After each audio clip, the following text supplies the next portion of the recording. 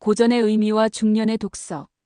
고전은 시대를 초월하여 인간의 본질과 삶의 본질을 탐구하는 작품들이다.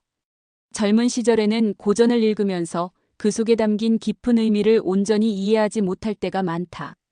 그러나 중년에 이르러 삶의 경험이 쌓이고 세상을 바라보는 눈이 달라지면 고전은 새로운 의미로 다가온다. 중년은 인생의 전반기를 마무리하고 후반기를 준비하는 시기로, 이 시기에 고전을 다시 읽는 것은 과거의 자신을 돌아보고 미래를 준비하는 데 큰 도움이 된다. 이 콘텐츠에서는 중년에 다시 읽으면 좋을 고전 작품들을 예시로 들어가며 그 의미를 탐구해보고자 한다. 레프 톨스토이의 안나 카레니나. 젊은 시절의 안나 카레니나를 읽으면 주로 안나와 브론스키의 비극적인 사랑 이야기에 집중하게 된다. 안나의 열정과 그로 인한 파국은 젊은 독자들에게 강렬한 인상을 남긴다. 그러나 이 작품은 단순한 사랑 이야기가 아니라 당시 러시아 사회의 모순과 인간의 내면을 깊이 있게 다룬 작품이다. 중년에 이 작품을 다시 읽으면 안나의 선택과 그 결과뿐만 아니라 레빈과 키티의 관계에서도 많은 것을 배울 수 있다. 레빈은 톨스토이의 분신으로 삶의 의미와 신앙 사회적 책임에 대해 고민하는 인물이다.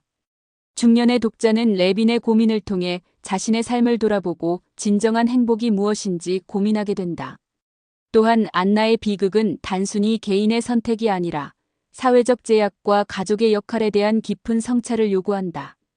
표도르 도스토옙스키의 죄와 벌. 젊은 시절의 죄와 벌을 읽으면 라스콜리코프의 범죄와 그에 따른 심리적 갈등에 주목하게 된다. 그의 이론적 범죄와 그로 인한 고통은 젊은 독자들에게 도덕적, 철학적 질문을 던진다. 그러나 이 작품은 단순히 범죄와 처벌에 대한 이야기가 아니라 인간의 내면과 구원에 대한 깊은 탐구이다. 중년에 이 작품을 다시 읽으면 라스콜리코프의 고뇌뿐만 아니라 소냐의 희생과 사랑에서 많은 것을 배울 수 있다. 소냐는 라스콜리코프의 구원자로 그녀의 사랑과 희생은 중년의 독자에게 깊은 감동을 준다. 또한 이 작품은 인간의 죄와 구원, 그리고 사회적 약자에 대한 연민을 다루고 있어 중년의 독자에게 삶의 의미와 책임에 대해 다시 생각하게 한다. 허먼 멜빌의 모비딕. 젊은 시절의 모비딕을 읽으면 에이허브 선장과 흰골의 모비딕의 대결에 주목하게 된다.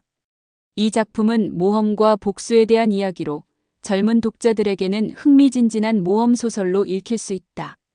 그러나 이 작품은 단순한 모험 소설이 아니라 인간의 욕망과 파멸, 그리고 자연과의 대립을 다룬 철학적 작품이다.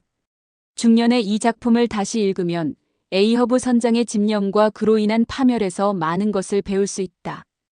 에이허브의 집념은 중년의 독자에게 자신의 삶을 돌아보게 한다. 또한 이 작품은 인간의 한계와 자연의 위대함을 대비시키며 중년의 독자에게 겸손과 존중의 중요성을 일깨워준다. 윌리엄 셰익스피어의 햄릿. 젊은 시절의 햄릿을 읽으면 주로 햄릿의 복수와 그로 인한 비극에 집중하게 된다. 햄릿의 고뇌와 우유부단함은 젊은 독자들에게 강렬한 인상을 남긴다. 그러나 이 작품은 단순한 복수극이 아니라 인간의 존재와 삶의 의미에 대한 깊은 탐구이다. 중년에 이 작품을 다시 읽으면 햄릿의 고뇌뿐만 아니라 그의 철학적 성찰에서 많은 것을 배울 수 있다. 햄릿은 삶과 죽음, 정의와 복수에 대해 깊이 고민하는 인물로 중년의 독자에게 자신의 삶을 돌아보게 한다. 또한 이 작품은 권력과 부패, 인간의 본질에 대한 질문을 던지며 중년의 독자에게 사회적 책임과 도덕적 선택에 대해 다시 생각하게 한다. 프란츠 카프카의 변신.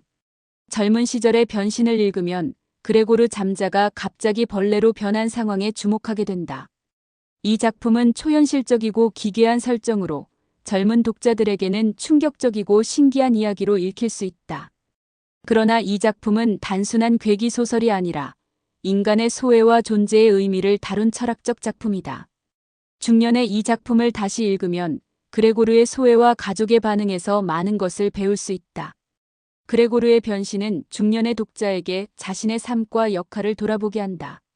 또한 이 작품은 인간의 조건과 사회적 기대에 대한 질문을 던지며 중년의 독자에게 진정한 자아와 자유에 대해 다시 생각하게 한다. 이상과 같이 고전을 읽으며 중년의 성찰을 이루어가는 것. 그것이 목적이다. 중년의 고전을 다시 읽는 것은 단순히 과거의 기억을 되새기는 것이 아니라 현재의 자신을 돌아보고 미래를 준비하는 중요한 과정이다. 고전은 시대를 초월하여 인간의 본질과 삶의 본질을 탐구하는 작품들로 중년의 독자에게 깊은 성찰과 통찰을 제공한다. 안나 카렌이나 죄와 벌, 모비딕, 햄릿, 변신과 같은 작품들은 중년의 독자에게 삶의 의미와 책임, 그리고 진정한 행복에 대해 다시 생각하게 한다. 고전은 중년의 독자에게 단순한 지식이 아니라 삶의 지혜와 통찰을 제공하는 소중한 친구가 되어준다.